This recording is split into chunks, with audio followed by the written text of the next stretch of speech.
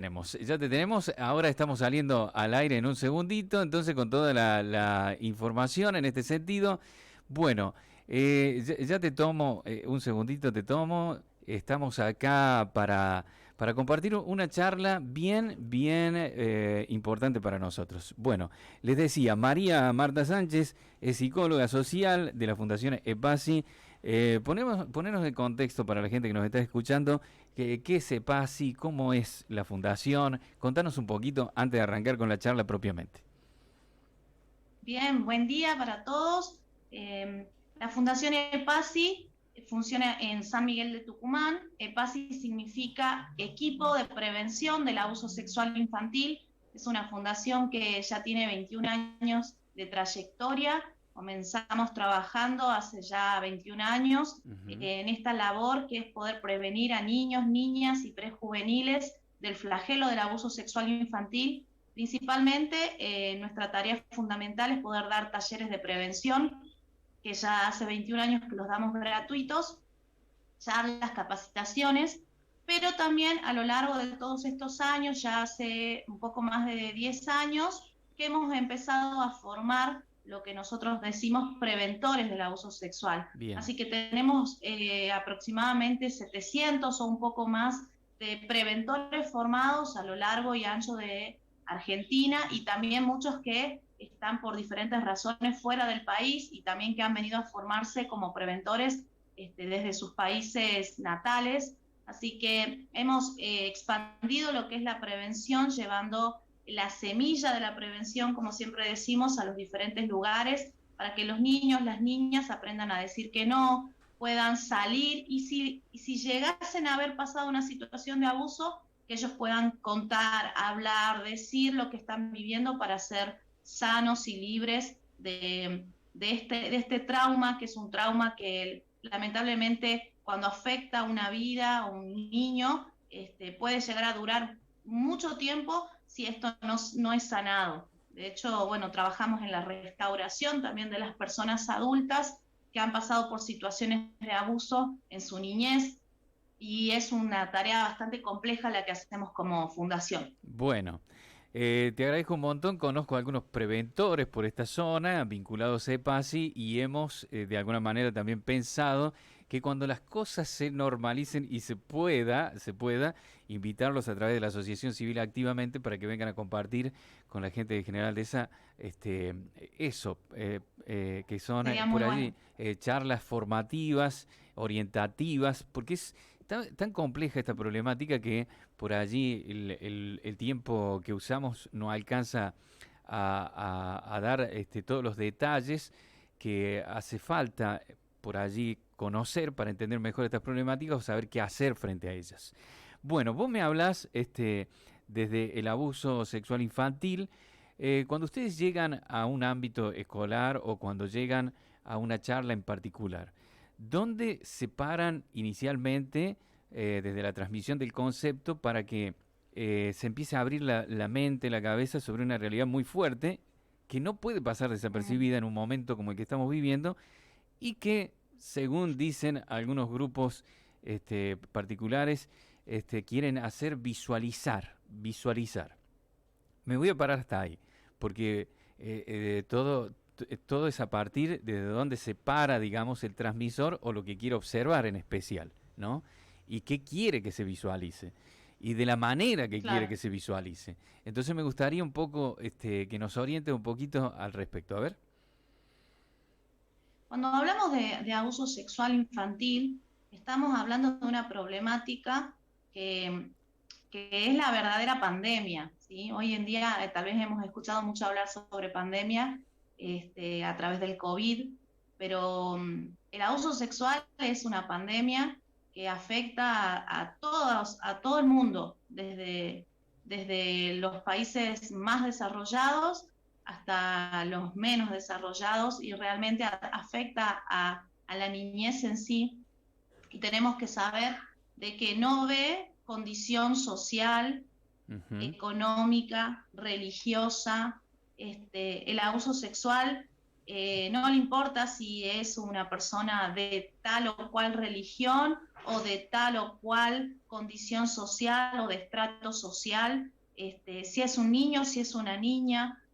Sinceramente, el abuso sexual no ve ninguna de esas. Ujú. Ataca a cualquier persona y cualquier persona puede ser una víctima o sobreviviente de abuso sexual. Bien. Entonces, uno tiene que saber de que el abuso sexual está en todos los estratos, pero que nosotros lo que tenemos que hacer esto de visibilizar, lo que hablabas recién, de visibilizar es abrir los ojos ante la realidad y aprender a ver los indicadores, los factores de riesgo, porque principalmente hay muchos factores de riesgo que nosotros los podríamos controlar para que la situación no pase a ser un abuso. Ujú. Pero también hay otras formas que nos podemos dar cuenta de que hay una situación de abuso, que es a través tal vez de los indicadores, que ya pasó algo, algo que ya sucedió y estamos viendo pequeños indicios de cosas que el niño o la niña nos está queriendo dar cuenta de que hay algo que sucedió. Ujú. Entonces, hay muchas formas que nosotros los adultos, que somos los responsables de cuidar y de proteger a la niñez, ¿sí? Somos los encargados de tener una visión mucho más clara, poder ver, ¿sí? Y aquellos indicadores, aquellas cosas que tal vez yo tengo que hacer para que la situación no pase. Ujú. Ejemplo, si yo sé, conozco de que dentro de mi familia hay situaciones o hubo alguna persona que fue acusada de abuso sexual o de manoseo o de cualquier tipo de abuso sexual, porque abuso sexual no solamente es la penetración en sí, abuso sexual va desde cuando esa persona adulta le dice piropos y subidos de tono a una prejuvenil. Ya Ujú. estamos hablando de una insinuación de algo que está preparando para poder llegar luego a tal vez concretar una situación de abuso. Ujú. Entonces, no estamos hablando solamente de el abuso sexual, es solamente penetración. No, el abuso sexual tiene un montón de aristas que nosotros tenemos que conocer y tenemos que ir dándonos cuenta de que todo eso va sumando y de que tenemos que tener ojos para ver. Entonces, si yo tengo un pariente, familiar, conocido, de que de repente tiende a tener este tipo de conductas, yo como mamá tengo que saber de que no lo voy a enviar a la casa de ese fulanito a mi hijo o hija, Ujú. ¿sí? Mamá o papá o tía, ¿qué tengo que hacer yo? Tengo que ver, ahí hay un factor de riesgo, hay una persona que puede llegar a aprovechar las circunstancias. Entonces yo no voy a estar enviando a mi hijo, a mi hija, a mi sobrino, a mi sobrina a esos lugares de peligro. Bien. Entonces, de esa manera, si yo tengo una mirada clara de los factores de riesgo que están a mi alrededor, me voy a dar cuenta de que puedo estar sanando, salvando, cuidando, ¿sí? A los niños de cualquier tipo de Que no se perversión o de exponga. abuso que pueda llegar a pasar. Claro, que no se exponga. O sea que la responsabilidad primera de los mayores en el manejo de los niños es mirar en los ámbitos que se mueven y tratar de detectar si hay factores de riesgo, por un lado, para evitarlos.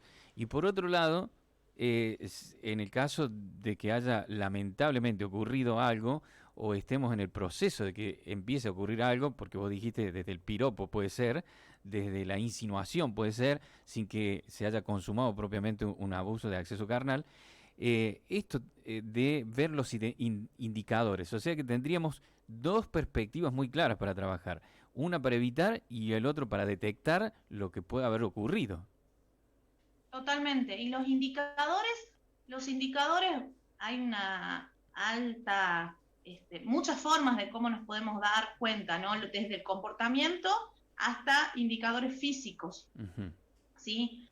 Los conductuales, tal vez uno tiene que hacer una gran suma de estos puntos o indicadores para darnos cuenta de lo que está pasando, pero generalmente cualquier persona que pasa una situación desconocida, porque el abuso sexual para la mayoría es una situación desconocida, Sí, genera cierto cambio brusco en el comportamiento de esa persona, sí. sea un niño o una niña. Si era un niño alegre, divertido, es probable que se lo vea un poco más introvertido, que se lo vea más callado de lo normal, más aislado. Entonces uno puede notar que algo ha sucedido. Puede ser que ese cambio de conducta no se deba específicamente a un abuso sexual, Ujú. pero puede ser que algo, entonces uno se da cuenta, algo está pasando acá, entonces poder observar qué está sucediendo con ese cambio de conducta, o si de repente hay fugas del hogar o no quiere ir a algún lugar en particular,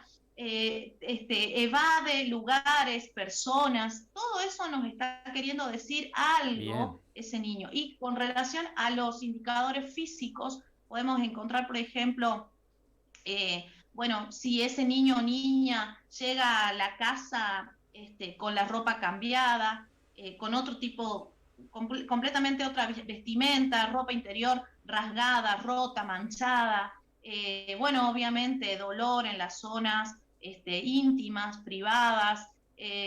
Estamos hablando de esos son indicadores, lo que nosotros le llamamos indicadores fehacientes. Ujú. Si un niño tiene dolor o picazón anormal en la zona genital, nos está diciendo algo concreto que ha sucedido que hay que tener en cuenta. O si llegó con su ropa cambiada, o manchada, rota, estamos hablando también de indicadores que nosotros les llamamos indicadores fehacientes, cambios. Si de repente ya había pasado Esto en lo la, físico, esto en lo físico, Sí, netamente físico. esto con relación a lo físico, Bien. sí, son indicadores físicos que justamente son los más fehacientes, los que nos pueden dar indicios de que algo realmente ha sucedido y que tenemos que tomar cartas en el asunto. Ujú. Bueno, perfecto. Entonces tenemos dos grandes consideraciones. Dijimos detectar el riesgo y saber leer los indicadores. Los indicadores los dividiste en dos, ¿sí? Me hablaste del físico y me hablaste del conductual. ¿Cómo es la conducta Ujú. de ese niño? Bueno, perfecto. Eh, una vez que yo empiezo a ver estas conductas, ¿sí? Suponte, empiezo a detectar. Tal vez no tengo evidencia física, pero sí conductual. Una vez que yo empiezo a ver eso, ¿cuáles son los pasos a desarrollar? ¿Por qué? Porque tengo que descubrir o conectar el ambiente, el lugar donde puede haber sucedido. Todo está en el término de suposiciones, ¿verdad?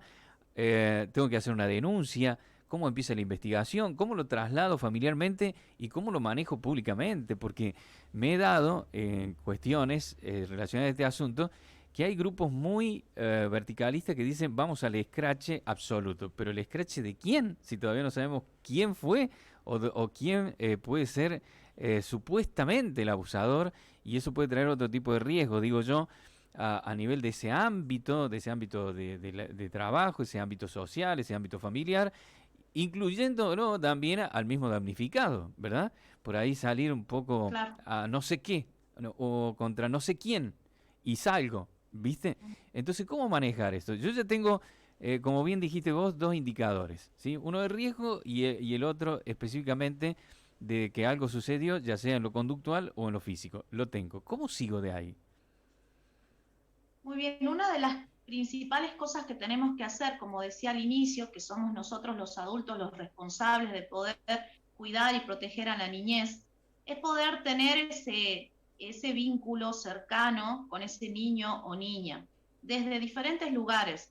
Principalmente se espera de los padres, de los progenitores, que puedan cumplir ese rol de protector y de primer vínculo, nosotros le llamamos primer vínculo, que ese niño pueda sentir la confianza de poder contar. El Bien, relato del niño, ¿sí? Que es también un indicador conductual, es también, ¿sí? Una revelación y es un indicador fehaciente de abuso sexual. bien, Si ese niño o niña cuenta verbalmente o a través de dibujos o a través de la forma que él pueda expresar la situación, nosotros debemos, como adultos responsables, creerle al niño, ¿sí? De lo que sea que nos esté diciendo. Bien. Entonces, si yo soy mamá, papá, hermano, hermana mayor, soy la seño de la escuela y veo comportamientos que ese niño ha cambiado y me interesa realmente, lo que yo tengo que buscar es tener una comunicación y crear confianza y un vínculo de cercanía, porque ese niño se está sintiendo totalmente tal vez devastado, Sí. abrumado y necesita poder contar. Una de las cosas que el abuso sexual hace es callar a las personas. Ujú. Es un secreto. Y los niños toman ese secreto, ¿por qué? Porque son engañados y dicen, nadie te va a creer, nadie te va a escuchar, y comienzan a creer en las mentiras que esa persona abusadora les dijo. Entonces, ese niño tiene un pensamiento muy agobiador en su cabeza que realmente no le permite hablar con normalidad, ¿sí? O poder contar. Entonces, la responsabilidad del adulto es poder generar ese vínculo de confianza, Ujú. ¿sí? Y preservar la vida del niño o la niña, que no todo el mundo se entere de la situación. Algo que nosotros hacemos mal en Argentina, ¿sí? Es que se da a conocer muchas veces el nombre de la víctima, pero no del victimario, o la cara del niño que pasó la situación y no del victimario. Y Ujú. eso es algo que nosotros hacemos mal. ¿Sí? Hemos hecho un mal uso, un mal trabajo con relación a eso, porque se ha revictimizado a ese niño, a esa niña, que ha pasado una situación de abuso, o una prejuvenil que ha pasado una situación de abuso. Entonces, eso genera un estigma, ¿sí? En el niño, en la niña. Entonces hay que cuidar, preservar la identidad de ese niño o niña prejuvenil que ha pasado una situación de abuso, Ujú. ¿sí? Obviamente, siempre el abuso sexual va a traer crisis en la familia, crisis en el lugar donde se desarrolle, si es en una escuela, ¿sí? Va a traer una crisis en la escuela, va a haber gente que va a estar a favor, gente que va a estar en contra, Ujú. situaciones que van a ser vistas de una manera, porque generalmente las personas que son abusadoras no tienen, tienen un buen aspecto delante de las personas. Ujú. Parecen un buen padre de familia, parecen una persona responsable, trabajadora, amistosa. Entonces, la mirada que se tiene de esa persona es imposible. Claro. Imposible que esto haya pasado. Ujú. No, no, no, yo no creo. Entonces están mintiendo, están engañando. Y generalmente, ¿sí? Acá en Argentina, el 90% de las personas que abusan sexualmente son personas que no tienen causas y que son profesionales, según la Policía Federal Argentina. Wow. Entonces, no tienen absolutamente denuncias, ni causas, ni nada. Entonces, obviamente es un buen doctor, es un buen médico, es un buen profesional, porque nunca nadie les hizo una denuncia acerca de la situación de abuso. Ujú. Entonces, uno ve y dice, está todo ok, ¿sí?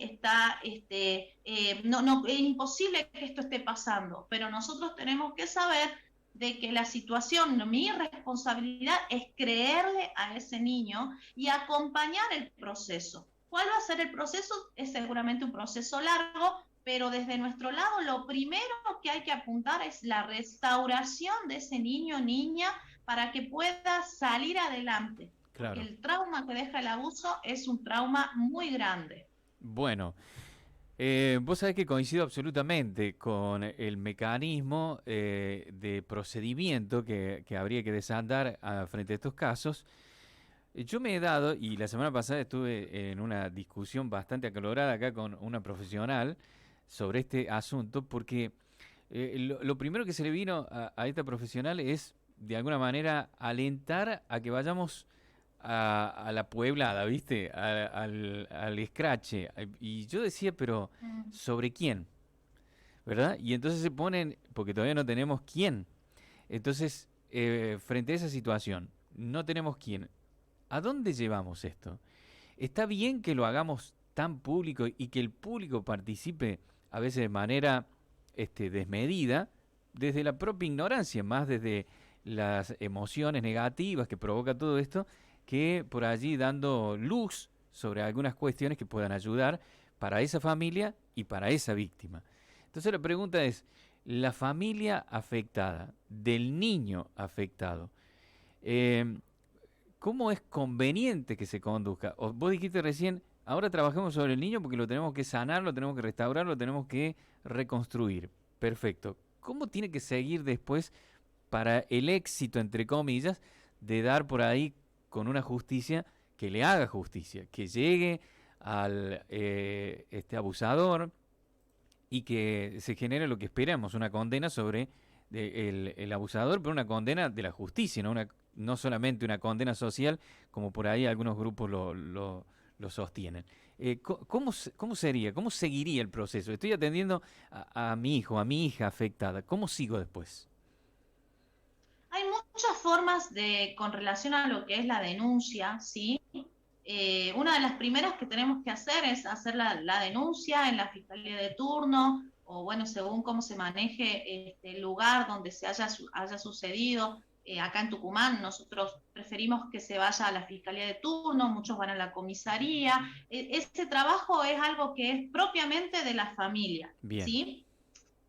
Cuando nosotros desde la fundación recomendamos que se haga un escrache público, cuando la situación ha pasado mucho tiempo y no hubo ningún tipo de solución de justicia, o de repente pasó el tiempo y esa persona adulta que fue abusada cuando fue niña y entiende que ese adulto abusador sigue cometiendo abusos, ujú, puede hacerse un escrache a haciendo una denuncia social para que todos sepan que exacto. fulanito de tal o fulanita de tal Ahí me es gusta una más. abusadora y el barrio, la familia esté enterado, Ahí me gusta ¿sí? más. Eh, eh, Eso es lo que nosotros como fundación siempre recomendamos de lo que se llama la denuncia social. La denuncia social es cuando la justicia no pudo actuar,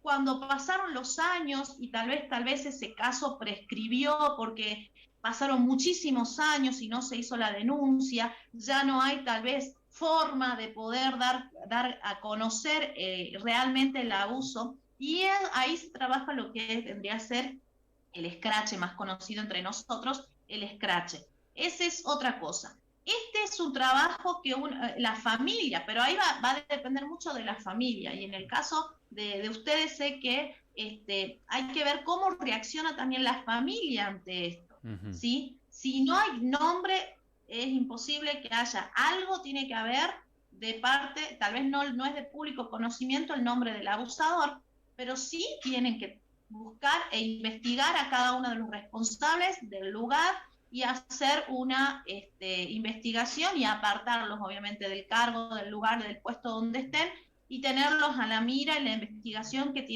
se tiene que hacer de parte de la justicia. Bien. Pero ahí la familia es la que tiene que tomar carta y decir, no, nosotros no queremos tal vez involucrarnos en este tipo de cosas porque no queremos afectar y queremos destinar nuestro tiempo en que se haga justicia y en la restauración y recuperación de los niños y niñas del flagelo del abuso sexual. Entonces es muy importante, yo desde mi lado siempre apunto a que hay que saber canalizar las energías, Bien. porque siempre va a ser un trabajo largo, tedioso, ¿sí? Y muy agotador. Entonces uno tiene que saber para dónde va a canalizar las energías. Si la vas a canalizar para ir a escrachar todas las noches en la casa del abusador, es probable que te canses y que estés ocupando tus energías en otra cosa en vez de cuidar y de proteger la vida de tu hijo o hija o de tus niños que tal vez no fueron o sí y que vos no estás dándote cuenta. Entonces, aprender a canalizar las energías en este proceso tan largo y la crisis que desenfoca en el abuso sexual.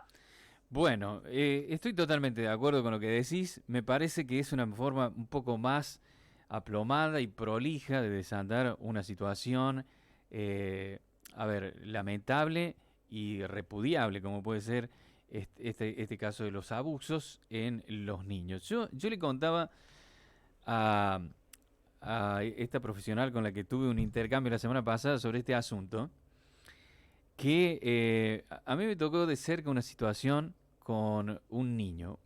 Cuando hablamos de niño, no estamos hablando de un niño solamente de 3, 4, 5 años, está en este caso 8 años, eh, que vivió un abuso.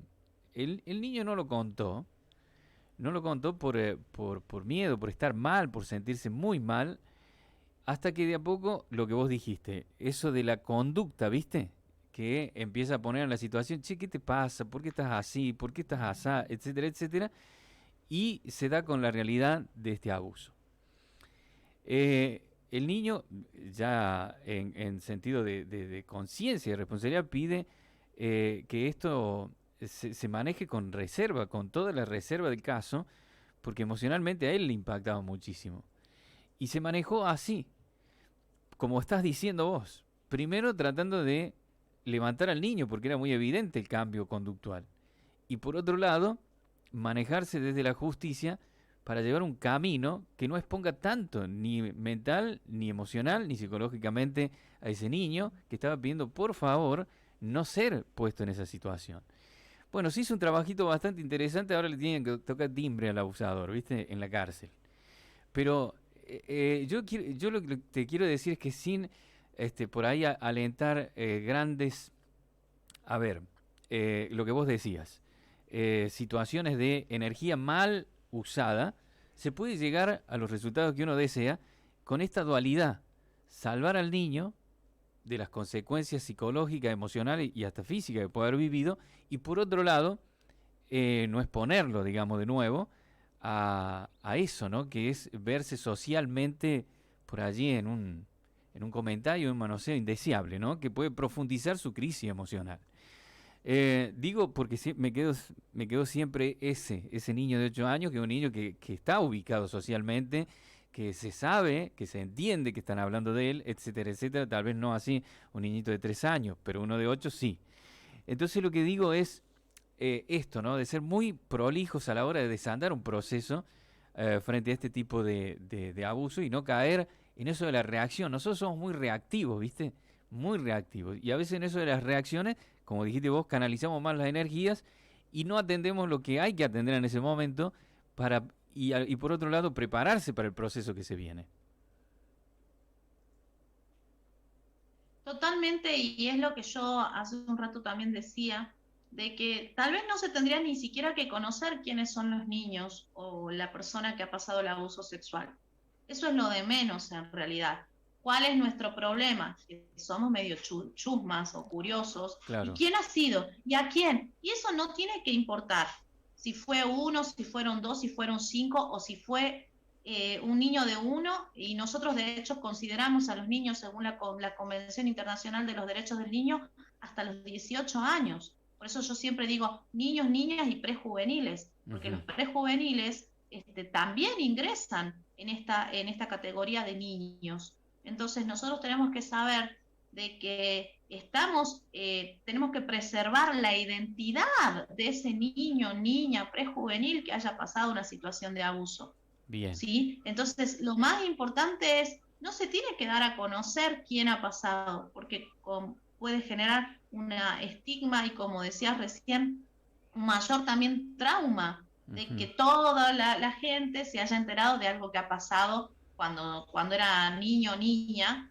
Entonces, es muy importante preservar a esa familia, a ese niño, a esa niña, ¿sí? De cualquier tipo de cosas, y sí dar a conocer los nombres de los abusadores claro, o de la persona abusadora. llegado el momento. Entonces, nosotros actuamos mal, realmente es algo que nosotros no lo sabemos manejar todavía, no se ha cambiado ese paradigma en las mentes argentinas.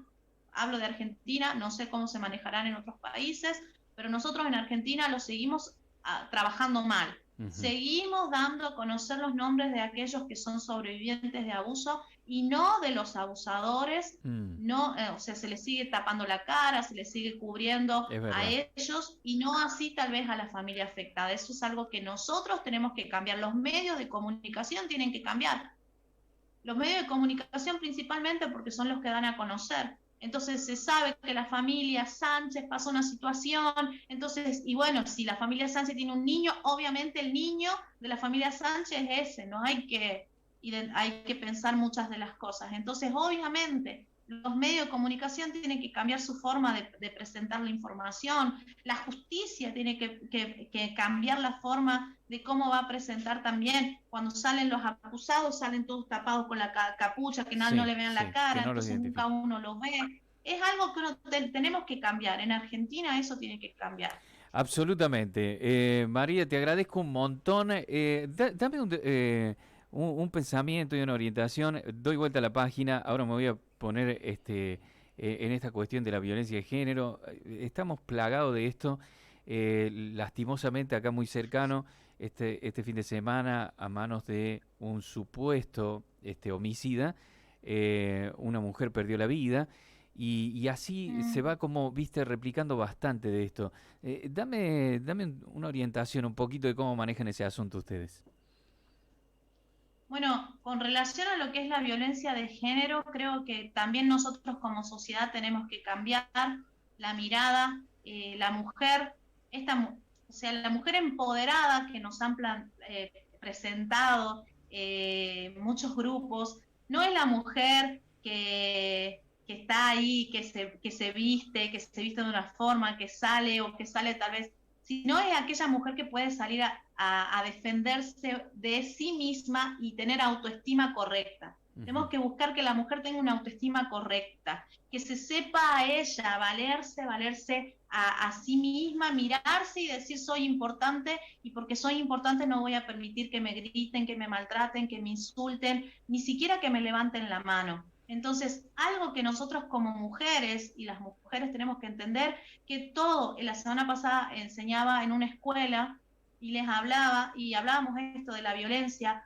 maltrato físico, y decía, hablábamos de los pequeños golpes que son considerados menores. Un tirón de oreja, justamente era para prejuveniles, un tirón de oreja, un tirón de pelo, un empujón. Si lo trasladamos a la pareja, un empujón, un chirlo, un golpecito, es un golpe considerado menor, un grito, Ujú. una burla. ¿Es inofensivo? Sí, pero esa violencia que comienza siendo así, parece inofensiva, parece, no te dice nada, fue solamente un pellizcón, fue solamente un pequeño empujón, Fue- eso genera, la violencia mm, genera más violencia. mm, Entonces, si yo a la primera veo que algo no está pasando, son alertas, entonces yo me tengo que dar cuenta de que esta situación, si yo no salgo de ahí, es probable que termine una situación mucho peor. mm. Entonces nosotros tenemos que las mujeres identificar y apoyarnos entre mujeres también, no necesariamente con marchas, sino las mujeres, amigas, tener cuenta cuando la mujer cambia su forma de vestir, si era de una forma y se cambió a una forma completamente de vestir, de pensar, si se aisló, si ya no se junta con las amigas como lo hacía antes, desde que está en pareja. Quiere decir que está pasando una situación de sometimiento y nosotras no podemos permitir eso. Tenemos que ayudar a esa mujer, a esa amiga, sacarla de ese lugar, porque podemos después ver consecuencias como la que contabas recién. Entonces nosotras, las mujeres, tenemos que cambiar nuestra manera de ver la violencia también. La Mm. violencia genera más violencia. Nosotros tenemos que aprender a ver los pequeños indicios, porque no es que esa mujer terminó siendo asesinada o porque de repente el hombre, no, Le dio un pasaron ataque, muchos claro. estadios y estadios hasta llegar ahí. Tenés razón, Entonces, ¿dónde estaba la familia? claro. ¿Dónde estaba la gente? ¿Dónde estaban todos que no pudieron identificar que esa persona estaba pasando por Mm. violencia? Bueno, tenés razón, Entonces tenemos que hay ser en la sabios. información de este caso en particular trasciende que ya esta mujer había perdido un embarazo por los golpes que había recibido de su pareja. Es todo un camino y como bien vos decís, no es un ataque, uy, le dio un ataque, la mato, no, hay un camino que aparentemente se ha desandado y que a eso hay que estar atento y llegado el momento, ¿no?, a actuar.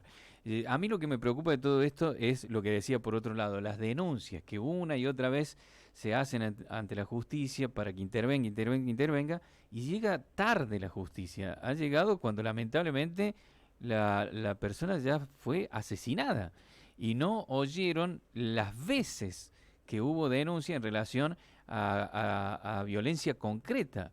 Eh, Hablando de... Lo que pasa es que, ¿qué pasa acá? Que el tema de la violencia a la pareja, como es un ciclo, ¿sí? Que va siempre va pasando, nos ha pasado en todo el mundo de que la mujer va a poner la denuncia y después la saca, va a poner la denuncia y después la Ujú, saca, ujú, va a poner la denuncia y después la saca. Entonces la policía, ¿qué piensa? Ah, esta ya enseguida va a venir a sacar la denuncia. ujú, Entonces, lamentablemente, ¿sí? La policía o la justicia pesa a todos los casos por igual. ujú, Entonces siempre piensa, ah, bueno, ya, ¿por qué? Porque sí hubo casos donde la mujer ponía la denuncia y después la sacaba y así. Y ujú, la mayoría de los casos pasa eso. ¿Por qué? Porque se le perdona al maltratador, porque se le cree de que va a cambiar, porque justamente eso se le llama luna de miel dentro de lo que es el círculo de la violencia.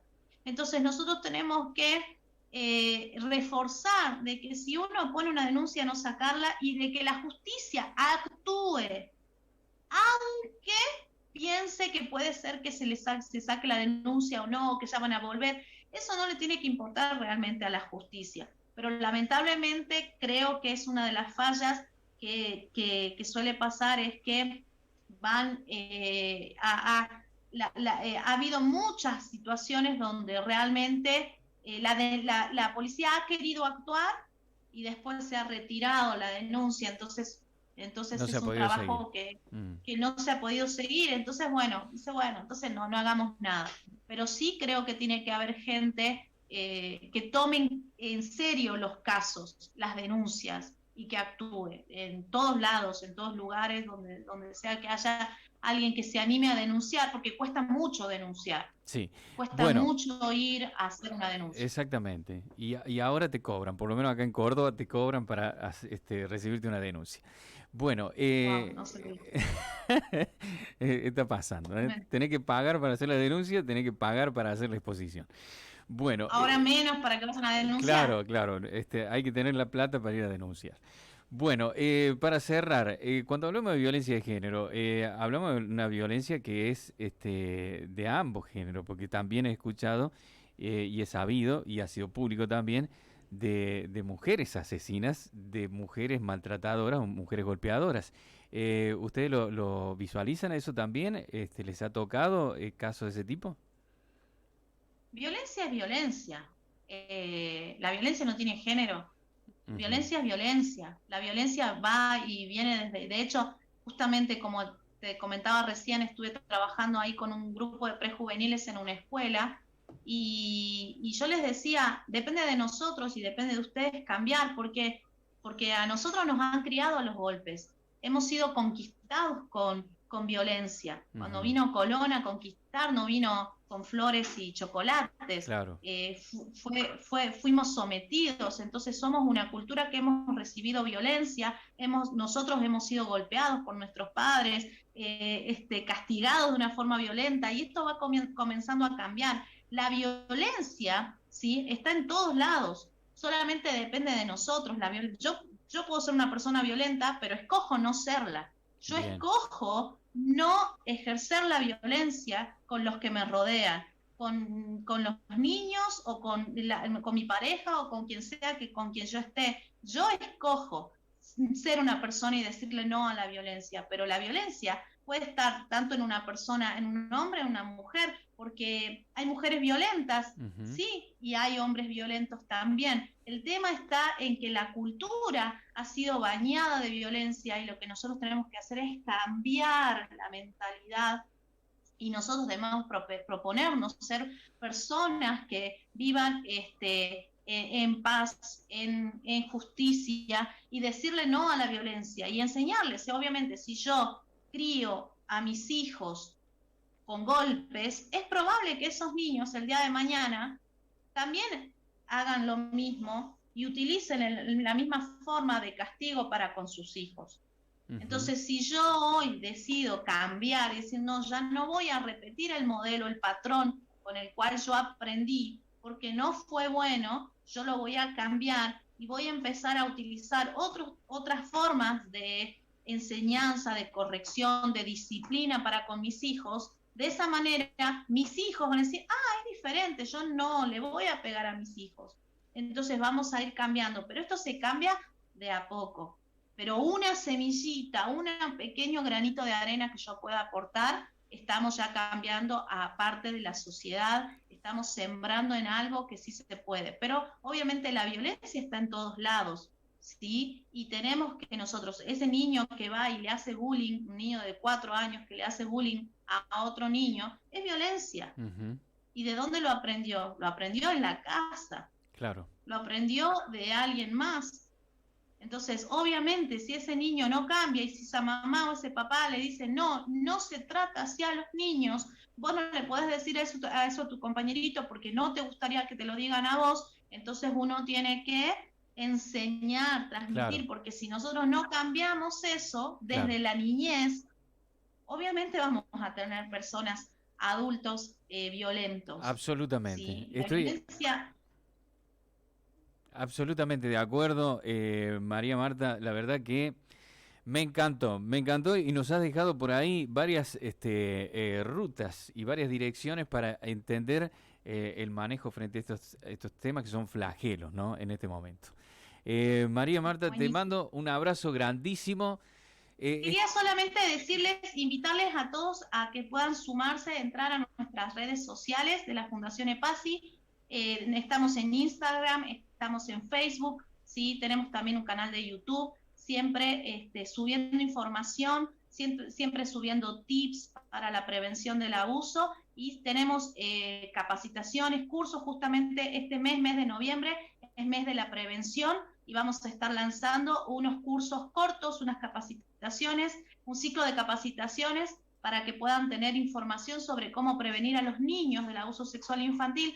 Así que súmense a las redes, que puedan estar siguiéndonos y bueno, capacitándose para seguir aprendiendo más sobre cómo prevenir a los niños del abuso sexual. Me parece interesantísimo y yo quiero invitar a toda la sociedad en general de esa a que se sume entonces a esta invitación que nos está haciendo María Marta a través de las redes, capacitación sobre el abuso infantil en este mes de noviembre y me parece bien propicio. Nosotros tenemos en mente y el deseo de que, como te dije al principio, nos puedan visitar para generar algunas charlas y algunos espacios a través de la Asociación Civil Activamente, así que seguro vamos a estar detrás de esto y lo vamos a poder concretar Dios Perfecto. mediante. ¿Eh? Te mando un abrazo, María Marta, gracias por tanto. ¿Eh? Igualmente, hasta luego, que estén bien. Muy amable. Señores, acaban de escuchar